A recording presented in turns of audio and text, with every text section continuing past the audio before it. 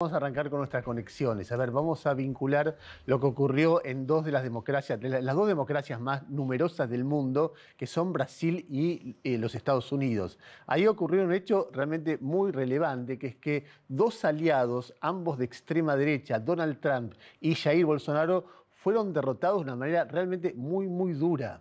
No vamos a estar de acuerdo esta noche, me parece, ¿eh? Fueron derrotados. Yo creo que fueron, digamos, vos pensás que eran versiones muy extremas de algo que parecía un fenómeno marginal, de un discurso totalmente anti-establishment, terminan gobernando y se van perdiendo por la mínima y habiendo consolidado fuerzas parlamentarias. Los candidatos de Trump fueron derrotados prácticamente en todos lados.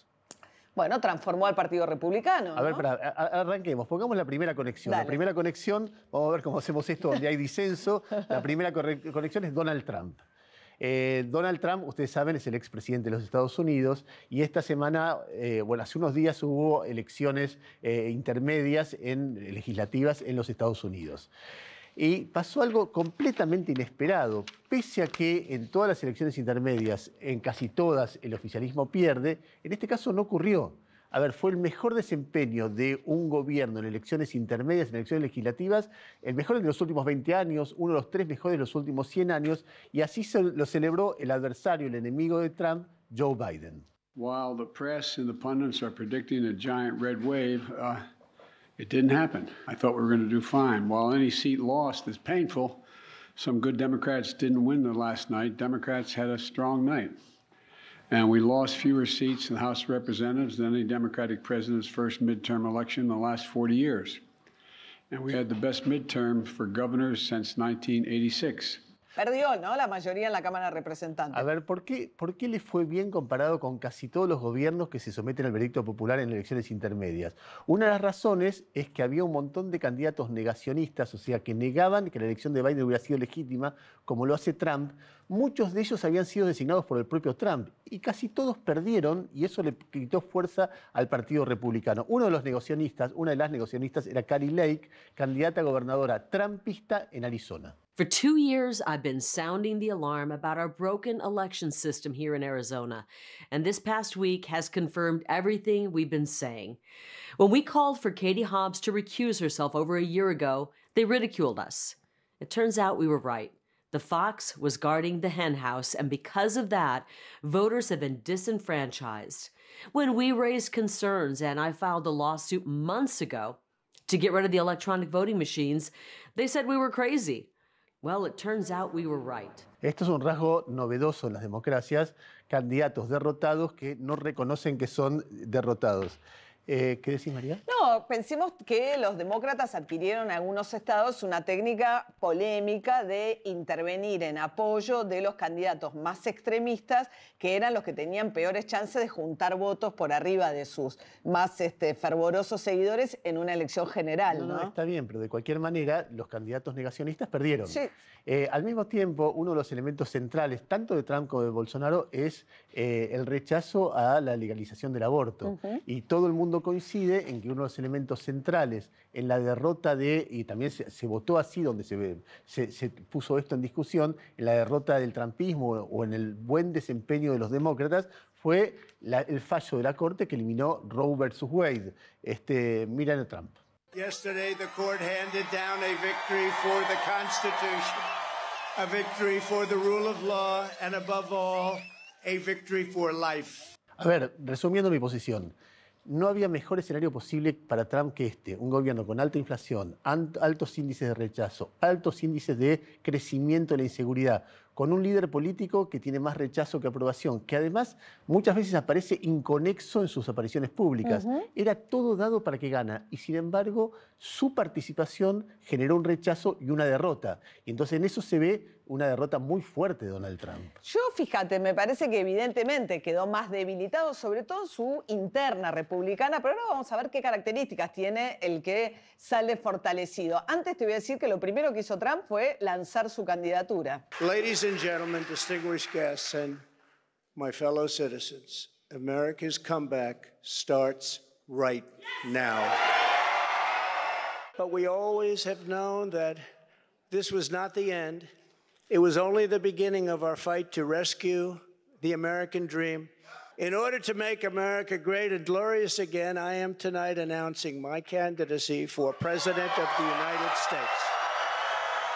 Bueno, y nuestra próxima conexión es Ron DeSantis. Porque vos decís bien, a Trump le fue mal, sobre todo porque salió muy fortalecido su adversario interno en el Partido Republicano, que es Ron DeSantis. Ron DeSantis es una figura extraordinaria porque le fue increíblemente bien en el estado de Florida. Que siempre es parejo. Que siempre es parejo y en algunos lugares donde siempre han ganado los demócratas. Y vos dirás, bueno, ¿qué es más moderado que Trump? No, no es más moderado que Trump. Arrancó de la mano de Trump y de hecho pasó una ley súper restrictiva en Florida, por ejemplo, la prohibición de hablar de la homosexualidad en el colegio primario. We fight the woke in the legislature. We fight the woke in the schools. We fight the woke in the corporations. We will never, ever surrender to the woke mob.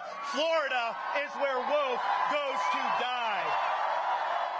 Bien, no solamente es defensor, está en contra del aborto, no solamente no quiere que se hable de la homosexualidad y lo prohibió en las escuelas, sancionó a Disney por estar en contra de esta política, sino que además también está en contra de los inmigrantes. Yes, if you have folks that are inclined to think Florida is a good place, our message to them is we are not a sanctuary state. And it's better to be able to go to a sanctuary jurisdiction. And yes, we will help facilitate that transport for you to be able to go to greener pastures. Yo lo que quiero decir es que aún asumiendo que le fue mal a los candidatos de Trump, hay un triunfo ideológico sobre el Partido Republicano de Donald Trump que lo muestra la emergencia de la figura de DeSantis. Ahora, ¿vos pensás realmente que DeSantis es parecido a Trump, por ejemplo, en el negacionismo, en llevar al límite la democracia, o vuelve a los partidos republicanos a un lugar tradicional de conservadurismo?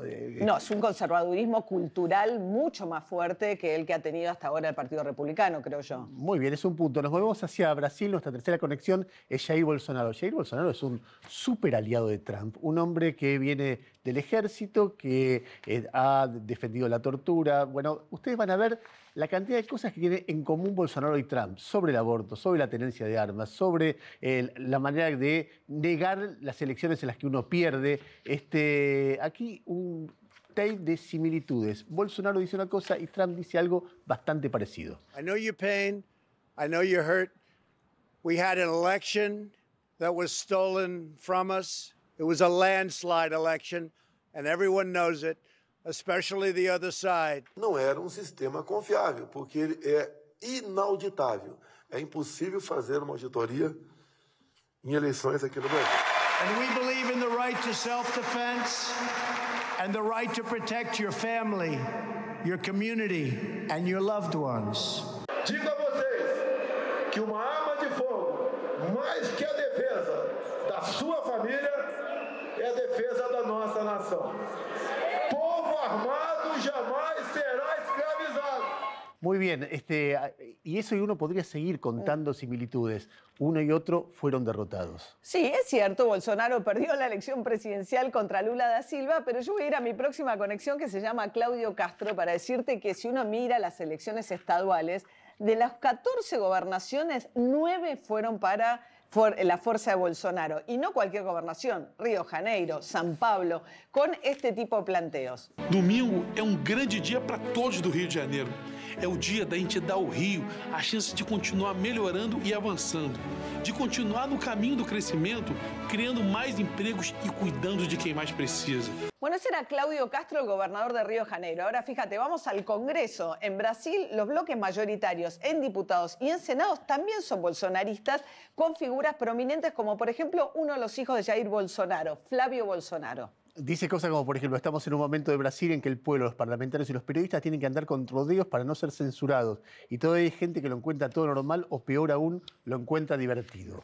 Bueno, lo que me parece es que Bolsonaro gobernó 4 años, perdió por muy poquito las elecciones y de nuevo una fuerza que parecía marginal, habiendo gobernado, se consolida y pasa a ser la fuerza a la derecha, que absorbe incluso la centroderecha en Brasil. Claro, pero pensalo por el absurdo. Pensá qué hubiera pasado o qué clima habría en el continente hoy si Trump hubiera ganado o si hubiera sido derrotado los demócratas, los candidatos de Trump, y si Bolsonaro hubiera sido reelecto. Estaríamos hablando en otros términos, la influencia en el resto de los países de esas ideas y de esa forma de plantear valores sería muy fuerte, con lo cual hay una diferencia muy importante ahí. Sí, por supuesto, digo, han sufrido una derrota. Yo lo que creo es que hay un triunfo ideológico sobre un espacio político de los dos. Muy bien, la quinta conexión es el mapa de América completa. Fíjense este color.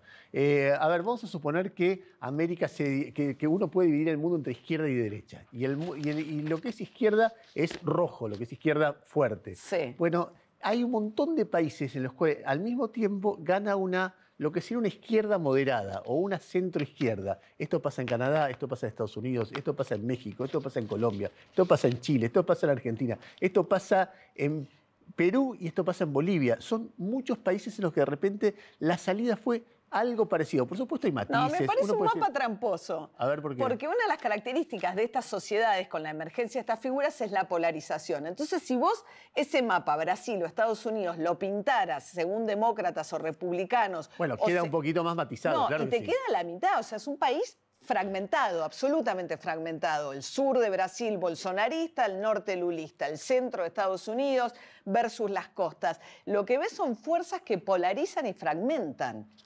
¿Dónde ganan unas? Ganan unas por poquito. Por ahora.